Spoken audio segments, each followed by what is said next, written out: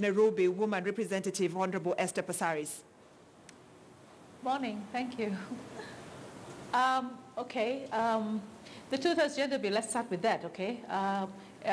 It's a shame, you know. This morning I woke up and I saw one of the media houses had done a poll, and 80% of the poll respondents had said they don't want to discuss the two-thirds gender bill because they have the wrong concept. They think that the two-thirds gender bill is about women.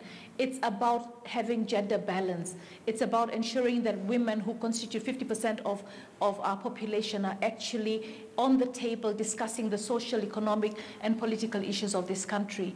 So it's in our constitution. We voted it in during the referendum, and it's law. It's what we should do. We've implemented everything in our constitution. We have to implement the two-thirds gender bill, and I think the government has not spent enough money sensitizing Kenyans, and I think that's where the failure is. But I hope that we will see sense and we will agree that both women and men need a space. It's 1/3 for women right now because we are the marginalized ones in Parliament, and once we get the 1/3, then who knows, in the future, it might be men that will be marginalized and they will be fighting for their space of 1/3. So all I'm saying is this is not about women. This is about ensuring that both the genders, male and women, are represented. And we're saying for that representation to happen, and we voted it in our referendum, for that representation to happen, we need to make sure that in every elective post, there's not more than 2/3 of one gender. And right now,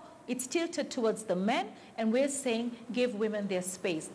It's law. So this bill is about ensuring that we actually comply with the Constitution. So everybody that's against this particular part of the Constitution is not something that you take what you want and what you don't want. The Constitution is the rule of law. It's what we asked. We said we want to be governed. It's how we want to be governed. So let us not make women feel like we're a burden. Let us make women feel like they're part and parcel of this society. And I think and I pray that the political party leaders will be calling in their members through various PGs before Wednesday so we can have this vote, because every time it comes out, it leaves a bad taste and it puts us into confrontation, and that's not right. All right, Honorable Passaris, just before I bring in Florence Masho just to give us her sentiments on this, your male counterparts have accused women members of parliament of wanting things done easy instead of going out to fight for their seats during electioneering period. You know what? It's not about wanting it easy. It is obvious that it's very, very difficult for women to get elective posts. Look at Nairobi. We have 17 constituencies. Only one woman, Masiga Kuya, made it in Kasarani. 16 are men. Governors are men. Senators are men. So if they didn't have the affirmative action seat that brought me into parliament, Nairobi would have had only one woman. So because of the affirmative action seat, there are 2 women. Now, because we don't have the numbers, the two-thirds gender bill now brings in more women as by nomination by parties. We've heard a few sentiments saying, oh, parties, political leaders bring in their girlfriends, bring in women that are not of high standing, etc. But for me, the nomination, we require a law that guides how we're going to nominate and who we're going to nominate, you know. But at the end of the day, every Kenyan that is nominated by the party, every Kenyan woman by a party nominated has a right to be there. It's constitutional. So the nomination is not about getting it easy. It's because it's so hard for us to get our space. All right. Florence, your sentiments on the two-thirds gender bill? Mine is very simple. It is our right, it is in the law, and therefore it should be there. Like Esther said, 50% of the population in this country are women. And therefore, we need to be on the same table discussing issues that are of interest to us. Kenya is a signatory to the Maputo Protocol, which seeks to ensure that women participate in political decision-making platforms and any position that is of public, including cabinet secretaries. I think even when we look at the fact that there is no balance even at that level, then it tells us that we are not seeing the goodwill from our leaders. And for us as women, and speaking as a woman, I need to be represented as equally as men are being represented in positions of decision making. All right, let's talk about the 16 days of activism. That is, of course, it's gender-based violence that starts from the 25th to the 10th of December. And Florence, I'd like to hear from you. Is pushing for the 2/3 gender rule going to be part of the campaign? Well, the 16 days of activism against sexual and gender-based violence encompasses very many things. It covers sexual harassment, which I'm sure Mheshimiwa can talk about. It happens in parliament proceedings. It also happens in the workplaces. It happens in public service vehicles. Sexual and gender-based violence just this time gives us an opportunity to highlight the challenges that specifically women face when just because of their gender. And while we might not specifically talk about a 2/3 gender rule, I think it would be much easier for women, even as we're pushing for structures to protect women against sexual and gender-based violence, if we had more representation in parliament, more representation in spaces that could offer us what we need.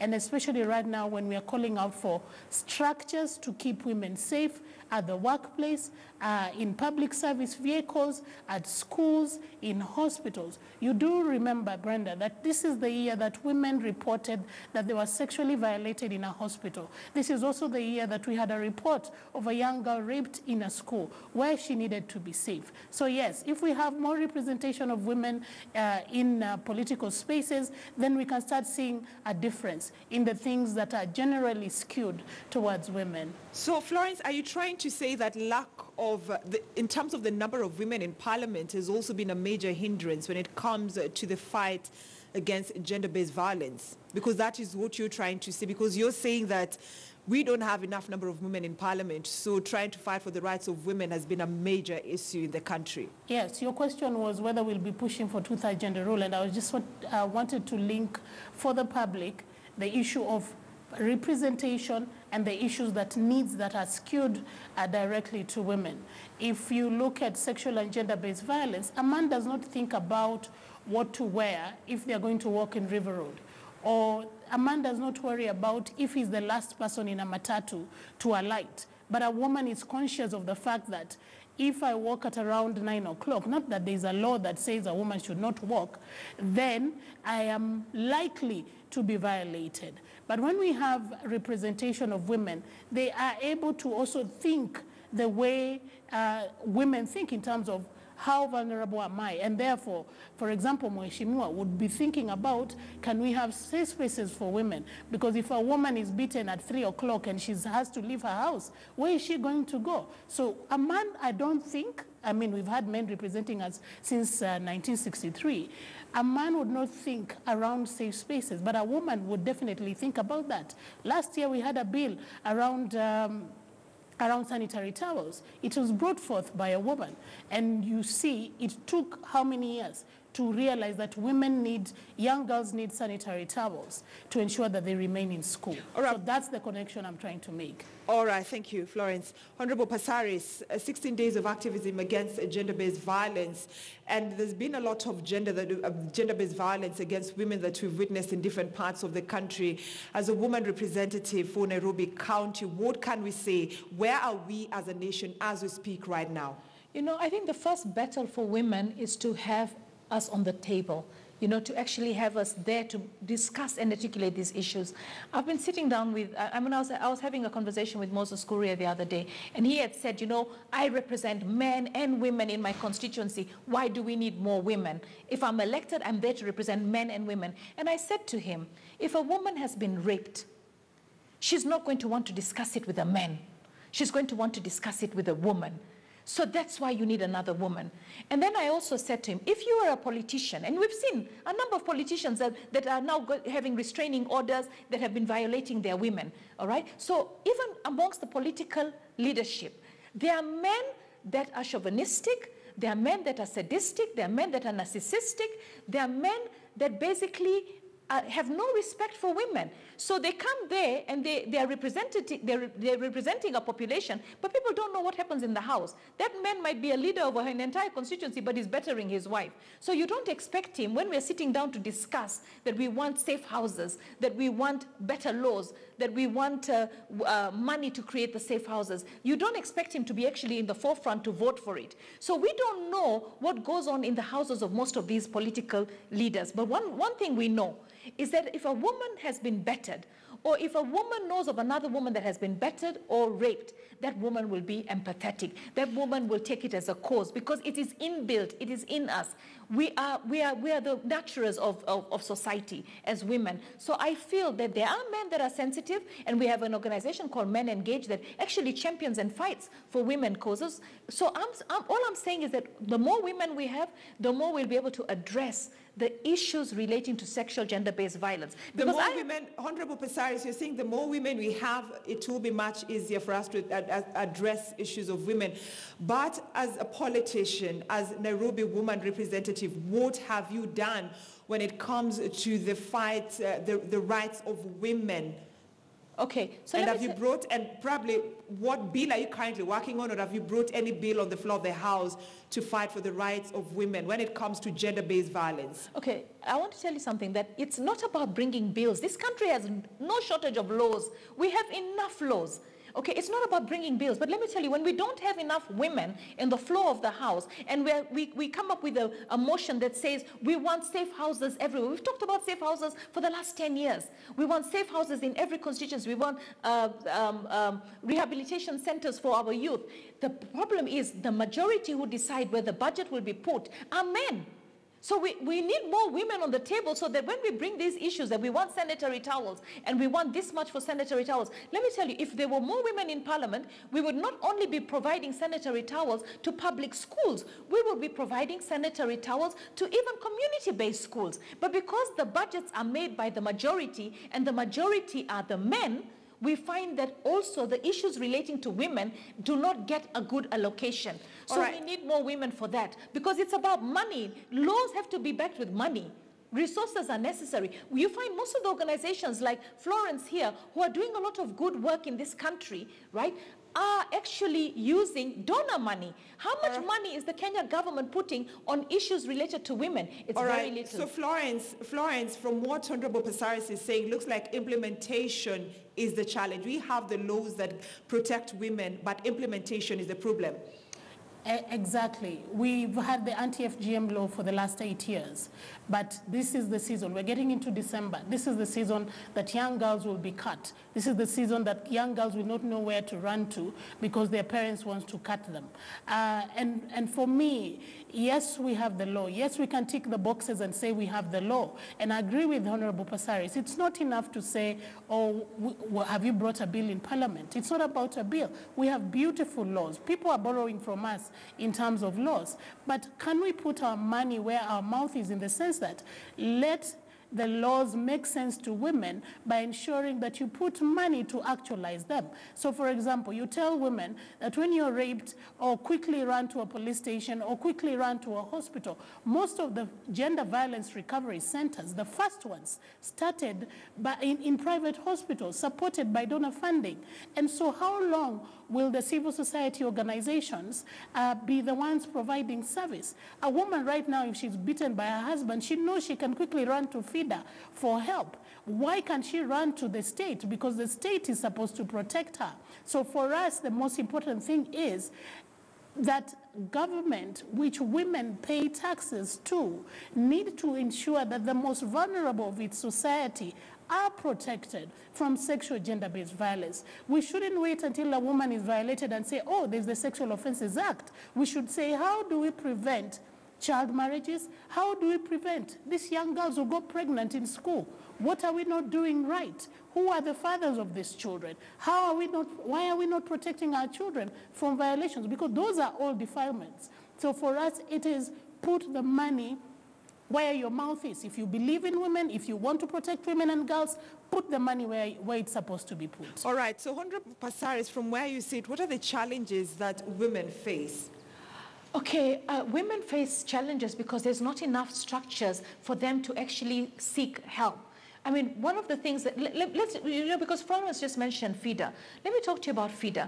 When you mention the name FIDA, to any man in parliament, the first thing he's going to tell you, those are the people that actually break marriages. Those are the people that are, they're after men. They're not good. What they don't realize is that there are men out there that mistreat women, that mistreat children. You might not be that kind of man, and that's why FIDA is there. FIDA is there to protect the women. Now, FIDA is trying to put in a mediation center, all right? The mediation center requires money. Shouldn't the government and the judiciary sit together and say, let us support FIDA, because FIDA, in putting a mediation center, will actually free the courts from having a lot of cases, and will actually help in ensuring that the families can solve and resolve their issues. Because two people coming together, getting into a marriage, you're bound to have issues based on the status of your life at that particular time.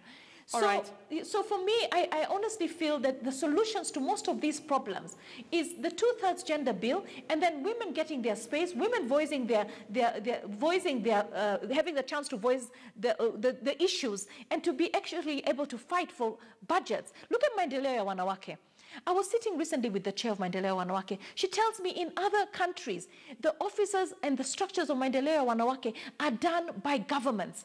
Here in Kenya, Maendeleo ya Wanawake struggles on its own to actually build itself and put its house in order. I feel that we need more women in leadership. We need our 2/3 gender. We need to ensure that budgets are put for women programs, women issues, women support, counseling, safe houses, the judiciary. Let me tell you, right now, I went to MSF recently. MSF, women on Wednesday, Friday, Saturday, the rape cases are on the increase. Then they collect all the specimens, the DNAs. How many of those files are just sitting and collecting dust in MSF offices? Why haven't we had the structure that actually ensures the perpetrators of rape are arrested? And if we had the forensic labs, which the DCI has assured me that by January they will have it, they will put the data, we'll be able to see repeat okay. There are men out there walking scot-free that rape every Wednesday, and nobody's caught up with them. So we need women to articulate these issues, to sensitize our male counterparts, to ensure that we have budgets. 16 days about activism is about sexual gender-based violence. And we also have men that are also abused. It's not just about women. Just hold on to that thought, Honorable Passaris. I'll be coming I'll ask you that question later on before the end of this discussion. But Florence, 16 days of activism, what approaches are you using this time around? Because we've celebrated this campaign year in, year out, and talk to us about the run that will be held on a Sunday, because this is the first run that's being done when it comes to this campaign. Thank you very much. So this year we've chosen to have the women's only run, which means women and girls will be running. And because 16 days of activism is about sexual and gender-based violence, that is the focus. And the theme is run for protection against sexual and gender-based violence. Why run for protection? The same things that we've just been talking about. The vulnerabilities of women in certain spaces. For example, one of the demands we have is that sexual harassment policies are in all workplaces. That means it affects all corporates. And it's possible for government to issue a policy and say, if you're a corporate, you need to have a sexual harassment policy. We are running to say that we need protection even in PSVs, that NTSA comes out loud and says that if you sexually harass a woman, your circle will be banned. We are running to say that it is not right that half of the population feels unsafe when they are walking in their own country. We are running to say that it is not right that young children are being defiled in schools and we're not doing anything to protect them. We are saying it is not right that 3 out of 10 girls drop out of schools because of child marriage, which for me is sexual violation every day of their life from the time they are married off to an older person. We are running to say that it is time you paid attention to the 50% of this population of this country and protected them. And if you're not serious, we are going out and we are screaming about it because we cannot take it. We are being raped right, left, and center. We are sexually harassed. We have no recourse. And it is not enough to tell me that we have the Sexual Offences Act. We want to see that we are protected. So Florence, how successful has the 16 days of activism been in Kenya since the country started celebrating this campaign, actually taking part in this campaign? This campaign is global, and so long as there's sexual violations, we will continue with this campaign. And the reason why, we have 16 days to focus on it is simply because I'm sure the newsroom here will not be writing stories of sexual violence every day. You will even say it is now boring. We have talked about it so much. So for us, these 16 days give us an opportunity to shed a spotlight and just have an opportunity to discuss this issue, either publicly or privately, on what each one of us can do to protect the person next to you from a violation. All right. As we bring this conversation to an end, I'd like to hear both from you, Honourables Passaris and Florence. Yes, we're talking about the rights of women, sexual violence, gender-based violence, but we also know there's some men who are being violated by their women. I'll start with you, Honourable Passaris. Okay, men will probably be battered by their women. And I don't support that either. I think it's wrong. Violence against any gender is wrong, whether a man or a woman. We've seen young boys. We had an incident in Kibra recently where a school teacher was sodomizing young boys. So we have that topic as well going on, but we're not discussing it. So gender-based violence, sexual gender-based violence against any gender, against any age group. We have robbers that look for old grandmothers and they rape them, thinking that once they've raped an old woman who's not sexually active and they go and rob, they will not be caught by the police. We've got these funny myths that go around, and it's happening. So we need to sensitize the public. I'm happy that through GAF, the National Affirmative Action Fund, quite a number of women reps in the country are participating in the women's run. It's the women's run because right now the offense of sexual gender-based violence is more against women and children and the girl child. So what we have to do is keep this conversation going. The reason they've given it 16 days is that we hope that in those 16 days we will get the message across that men, you've got to be your sister's protector. All right. You've got to be your sister's keeper. All right, Florence, as you wind up. Yes. Yes, men get violated, yes, boys get violated, but when you look at the statistics, the number of women and girls is quite high, and it's very worrying. Why? Because of the vulnerabilities of women. A simple example is that when maize farmers are paid or sugarcane farmers are paid, when you look at that area, you find that more girls are violated at that particular time. That just tells you why it is so critical to put a spotlight on women and girls right now, because of the numbers that even the police will give you every day. So for me, I'd like all women to come out, register to run, come and run, and let's all shout out and say, enough is enough. All women come out, shout out loud on a Sunday as Kenya joins the rest of the world. About 164 countries in this annual campaign of 16 days of activism. Thank you so much, Nairobi County Woman Representative Esther Passaris and Florence Mashio, who is the campaign officer at the Equality Africa organization. Thank you so much, ladies, for talking to us. Hope to see you guys on Sunday for that run. Time to bring KTN News Center to an end. I need to pave way for